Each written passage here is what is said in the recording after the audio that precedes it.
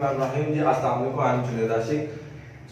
मैंने मैथ्स की series start किया। लास्ट लेक्चर में मैंने आपको बताया था कि व्हाट इज मैथमेटिक्स, मैथमेटिक्स होती क्या है। तो जिस स्टूडेंट ने मेरी वो वीडियो वॉच नहीं की, मैंने डिस्क्रिप्शन में लिंक दे दिया, वहां से जाके वो वॉच कर सकता है। तो आज हम 9th क्लास का first chapter matrix and determinants के बारे में स्टडी करेंगे। व्हाट इज मैट्रिक्स, मैट्रिक्स क्या होता है, इसका हमारी डेली लाइफ में क्या यूज है। तो मैंने लास्ट वीडियो में आपको बताया था कि जब भी आप मेरी वीडियो वॉच करें, वीडियो वॉच करने से पहले आप उस वीडियो को पॉज करें और 10 टाइम दुरूद शरीफ पढ़ें।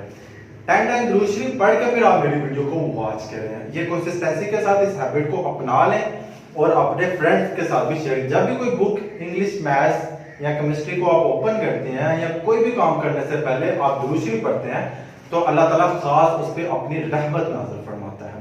तो आइए हम लेक्चर की तरफ वापस आते हैं। तो समझते हैं व्हाट इज मैट्रिक्स, मैट्रिक्स होती क्या है।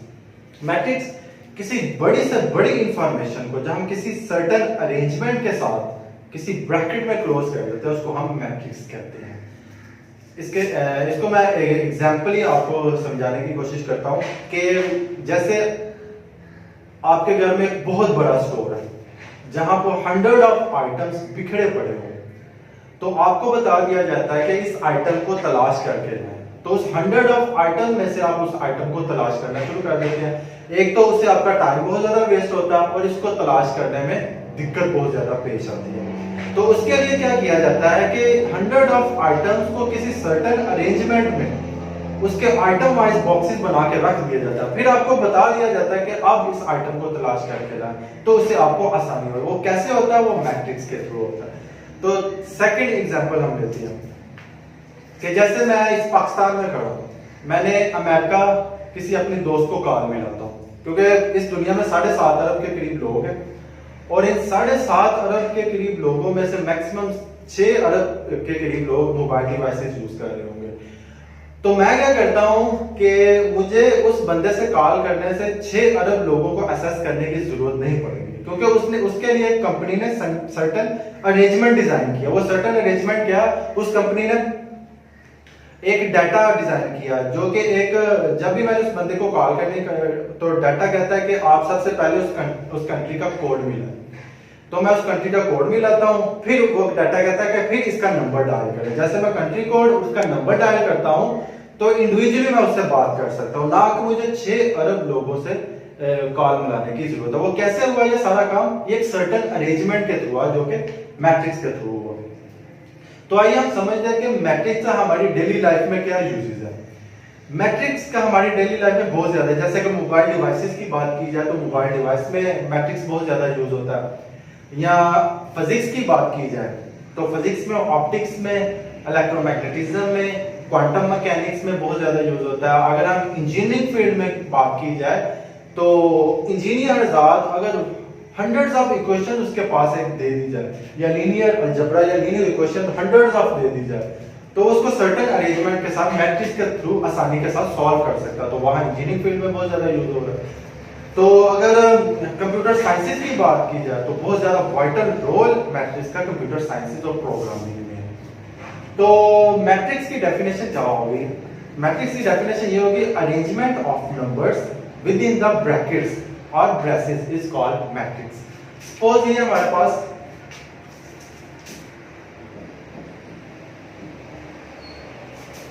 2 3 4 7, ये हमारे पास क्या होते हैं, अंदर रियल नंबर होते हैं और ये ब्रैकेट कहते हैं इसको या ब्रेसेस। तो इसको मैट्रिक्स को सिंबॉलिकली A, B और C या D सो, तो सिंबॉलिकली इसको इस तरह सिंबल इसका ये बनता है मैट्रिक्स का। तो अगर हम इसमें देखा जाए कि हमें पता तो चल गया ये अरेंजमेंट ऑफ नंबर्स है, किसी नंबर की अरेंजमेंट है जिसको हम सर्टेन ब्रैकेट में क्लोज करते हैं तो इसको मैट्रिक्स कहते हैं। तो हम इसको नाम क्या देंगे, इसको नाम हमें देंगे जो हॉरिजॉन्टल जो हमारी लाइन होगी उसको हम नाम देंगे रोज का, तो जो हमारे पास वर्टिकल लाइन आ गई उसको हम नाम दे देंगे कॉलम का। तो अगर हमें इस मैट्रिक्स को ऑर्डर फाइंड करना हो, what is order of matrix, तो ऑर्डर ऑफ मैट्रिक्स होता है total number of rose and total number of columns is called order of matrix. जैसे सपोज के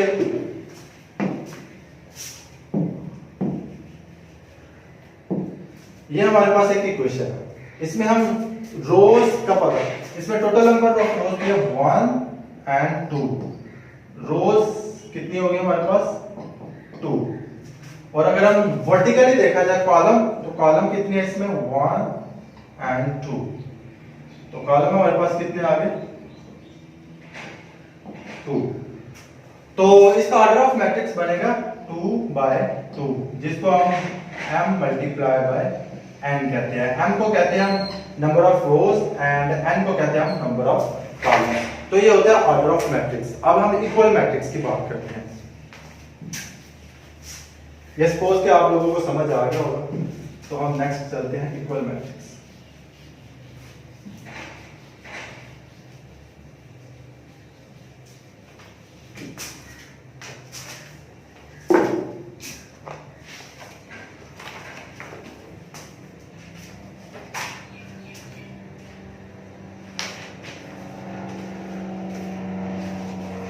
आप एक्सरसाइज 1.1 ओपन कर लें, तो उसमें बताया गया कि find the order of the following matrices, कि आप इसके ऑर्डर फाइंड करेंगे इसमें।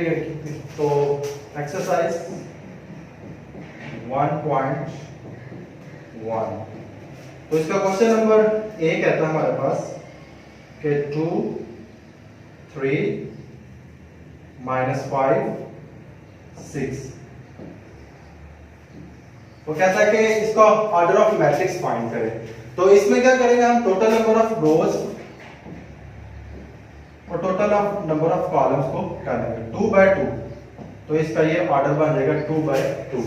तो बी की तरफ देखें तो उसमें भी बताया गया 2 0 3 5, इसमें टोटल नंबर ऑफ रोज 2 है और टोटल नंबर ऑफ कॉलम्स भी 2 है, तो इसका भी ऑर्डर बन जाएगा 2/2। तो इसमें अगर सी की तरफ देखें हम,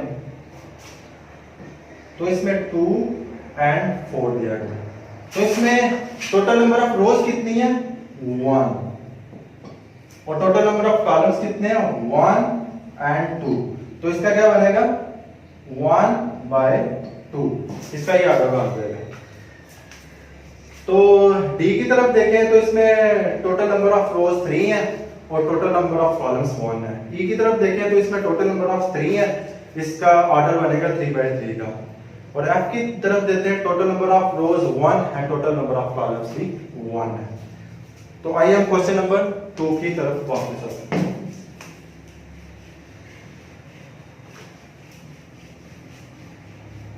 ये था हमारा क्वेश्चन नंबर 1। हम क्वेश्चन नंबर 2 की तरफ आते हैं। वो कहता है which of the following matrices are equal, कि कौन से मैट्रिक्स जो के इक्वल होंगे। इक्वल मैट्रिक्स की हमारे पास डेफिनेशन ये है कि जो हमारा ऑर्डर ऑफ मैट्रिक्स होगा, जो हमारा मैट्रिक्स का होगा, वो अदर ऑफ मैट्रिक्स के बिल्कुल इक्वल होना चाहिए और उसकी कोरस्पेंडिंग एंट्रीज भी बिल्कुल सेम होना चाहिए। ये 3 चीजें होंगी तो हमारा वो इक्वल मैट्रिक्स कहलाएगा।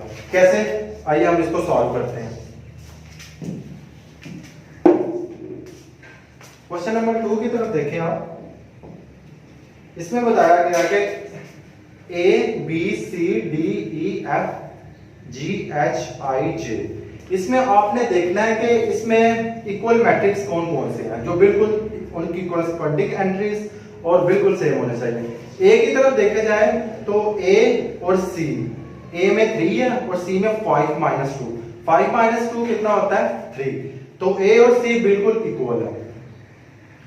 तो अगर B की बात की जाए तो B और I, B में क्या है 3 और 5, I में क्या है 3 and 3 + 2, इसका मतलब 3 और 5 दोनों सेम है, तो उनकी कोरस्पोंडिंग एंट्रीज भी सेम है, उनका ऑर्डर भी सेम। तो अगर बात की जाए E की, E, H और J ये भी बिल्कुल सेम है। और अगर क्वेश्चन नंबर 4 की बात की जाए, इसमें F और G बिल्कुल सेम है। तो ये हमारे हो गए क्वेश्चन नंबर 2 कंप्लीट। तो हम इंशाल्लाह मिलते हैं नेक्स्ट लेक्चर में। अपना ख्याल रखिएगा, उसकी ज्यादा से ज्यादा प्रैक्टिस कीजिएगा। अल्लाह हाफिज।